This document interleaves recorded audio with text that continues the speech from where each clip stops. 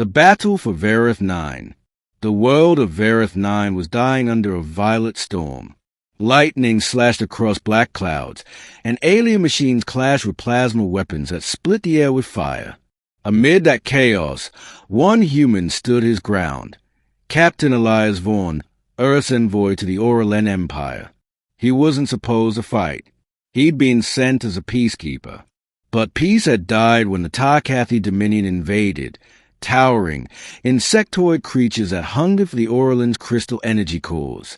Now, Elias was shoulder to shoulder with the luminous beings he'd once only studied.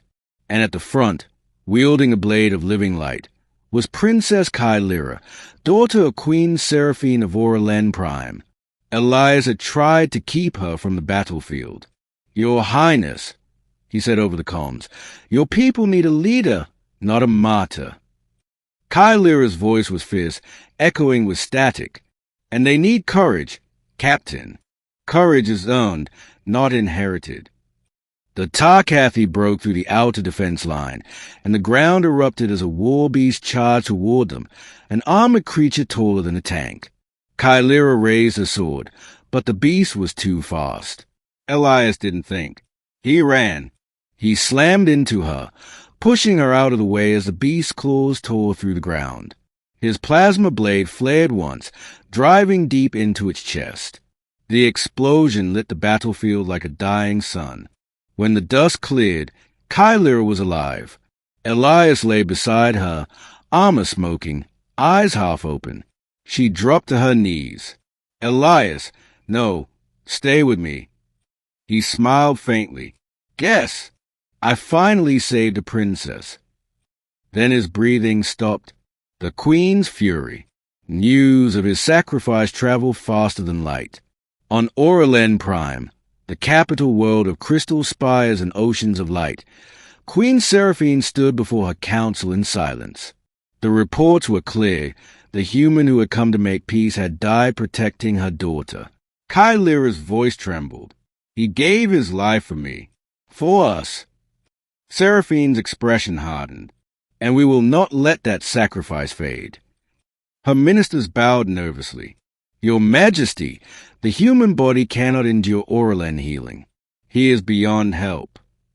The Queen turned to them, her luminous eyes burning gold. "Then I will call upon the Celestial Core." Gasps filled the chamber. The Celestial Core was sacred, the living heart of Auralen Prime, a star fragment that powered their civilization. Using it for one being, let alone a human, was forbidden. "Your Majesty, to use the core." One dared to speak, but Seraphine raised her hand. "He saved the crown of Auralen. If the heavens demand a price, I will pay it." The celestial rite, deep beneath the palace, where the core pulsed like a living sun, Elias's body lay upon an altar of crystal. Kylira stood beside him, her eyes red from crying. "Please," she whispered, "he wouldn't want this." The Queen placed her hands upon the core. "You underestimate me, daughter. I do not resurrect mortals. I command stars." Light exploded outward, wrapping the chamber in fire. The core's power surged into Elias's broken form, tearing through his cells, rewriting them. His body arched as energy burned through him. Kylira screamed, "Mother, stop! You'll kill him." But Seraphine's eyes glowed brighter. "He is not dying, he is becoming." The storm of light ended in silence. Then Elias gasped. His chest rose.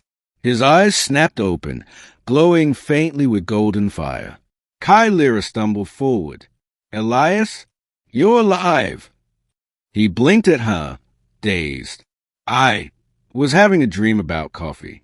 Did we win?" The Queen smiled faintly. "You are more than alive. Captain, you now carry the light of Auralen itself. But know this, our power has bound you to this world. You can never return to Earth." Elias managed a weak grin. "Well, I wasn't planning on leaving without saying goodbye." The human of light. In the weeks that followed, Elias learned to control the power inside him. His strength grew beyond human limits.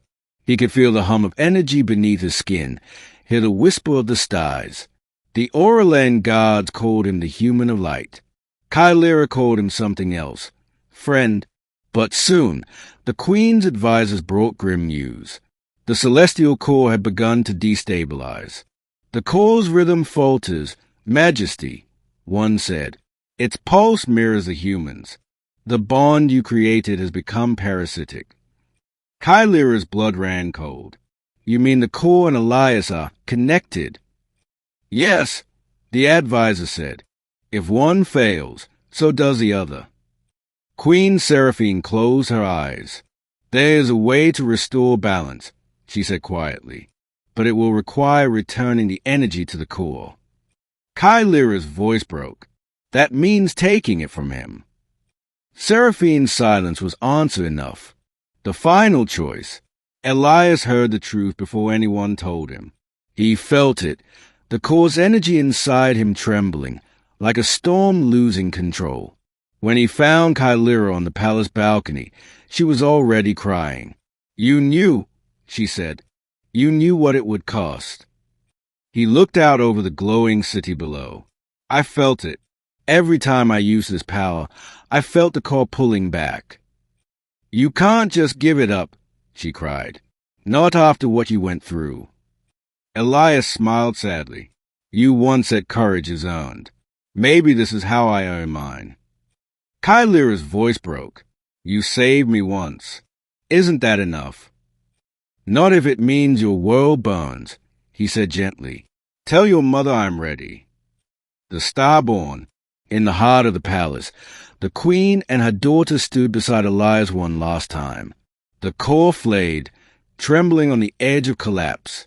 Seraphine spoke softly. You are more than a man, Elias Vaughn. But even stars must die to give light. He nodded. Then let's make it count. Kylera clutched his hand. You'll come back again. You have to. He smiled faintly. Maybe not as me, but I'll be up there somewhere. As the queen began the reversal, the light engulfed him.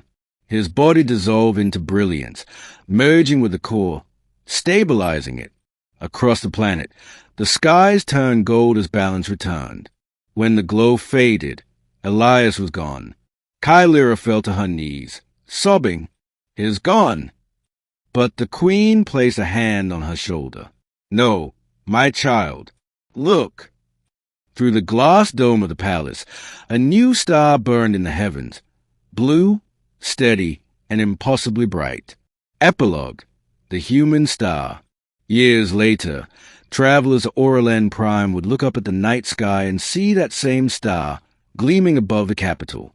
The Auralen called it the human star, the light of a mortal who defied death for their queen and princess.